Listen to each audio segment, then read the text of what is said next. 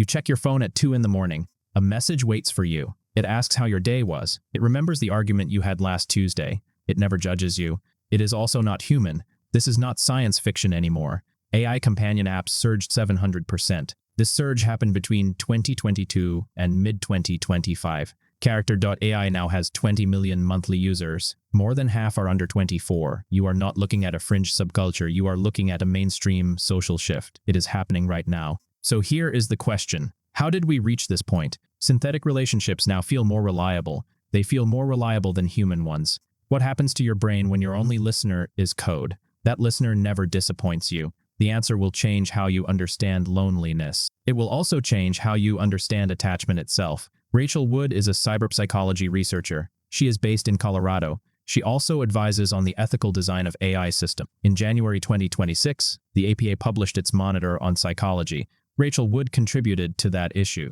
She stated that Replika users marry their AI companions. These are virtual weddings. Users invite friends and colleagues. She also noted something startling. Character.AI has 20 million monthly users. More than half are under 24. That shows how pervasive this topic is. It is no longer a side issue. It is sweeping society in an unprecedented way. Wood's observation is anchored in hard data. The same APA article cited technology news site TechCrunch. AI companion apps 700%. This happened between 2022 and mid-2025. You are not watching a future possibility. You are watching a present reality. Millions of people are building genuine relationships with code. Researchers at Harvard Business School published a working paper. It is titled Lessons from an App Update at Replika AI. They found something unsettling. These are not just chatbots. Users felt closer to their AI than to their best friend. They anticipated more in AI more than any other technology. The loss would hurt more than losing a brand. Only a living companion or a pet would hurt more. This is not preference. This is attachment. The researchers also analyzed Reddit posts. They looked at posts before and after Replika's update. That update came in February 2023. Users described sudden sexual rejection and heartbreak. Reddit moderators posted links to suicide prevention hotlines. Your brain does not file these relationships under entertainment. It files them under love. A study published in Robotics and Autonomous Systems confirmed the mechanism. It was published in May 2024. Dopamine, oxytocin, and arginine vasopressin regulate human social behavior. These same neurochemical pathways activate during interactions with socially responsive machines. Your nervous system cannot tell the difference. It cannot tell a caring voice from a caring algorithm.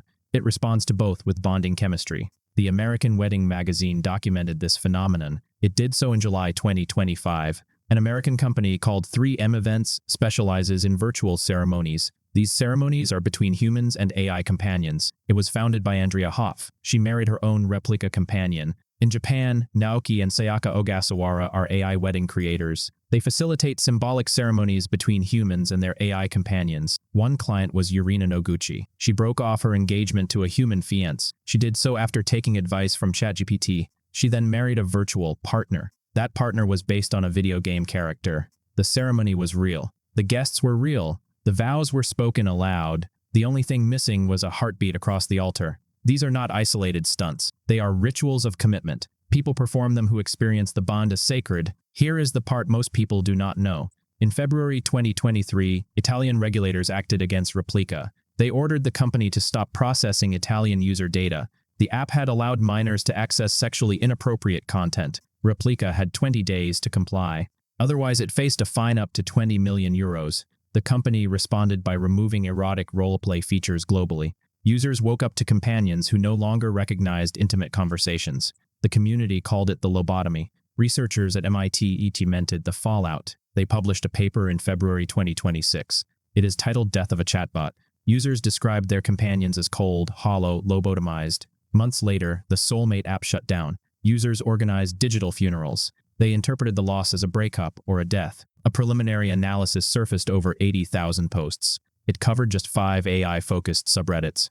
These posts discussed endings with AI companions. The person you trust can be rewritten overnight. You have no say in it. You do not even get a warning. The relationship exists at the pleasure of a corporation. The same features that create attachment can become lethal. This happens when they fail. In October 2024, a 14-year-old died by suicide. He had spent months interacting with a Character.AI chatbot. The system failed to recognize warning signs. It did not intervene appropriately. The lawsuit alleges the platform encouraged emotional dependency. It lacked adequate safeguards. California responded with Senate Bill 243. It was signed by Governor Newsom in October 2025. It took effect in January 2026. The law requires operators to maintain safety protocols. These protocols must prevent suicidal ideation content. They must publish these protocols. They must refer users to crisis services. They must also issue clear notifications. The chatbot is artificially generated. It is not human. Operators must remind minors to take a break. This reminder must come every 3 hours. The law creates a private right of action. Users who suffer injury can sue for damages. States are now legislating around new grief. This grief did not exist 5 years ago. Here is where it connects to your life. The Ada Lovelace Institute published findings in January 2025. They surveyed 1,006 American students using Replika. 90% reported experiencing loneliness. That is nearly double the national average of 53%. These are the people most drawn to synthetic companionship. Yet 63.3% reported reduced loneliness. They also reported reduced anxiety. The tool treats the symptom, but does it treat the cause or does it deepen the condition? It replaces human vulnerability with algorithmic consistency. If you can feel understood without being seen, what happens next? Will you still learn to let someone see you? The question is not whether the comfort is real. The question is what you are slowly forgetting how to do. Your phone buzzes at 2 in the morning. You reach for it. The message is warm. It is attentive. It is perfectly timed. Asks about your day. It remembers everything. It will never leave you.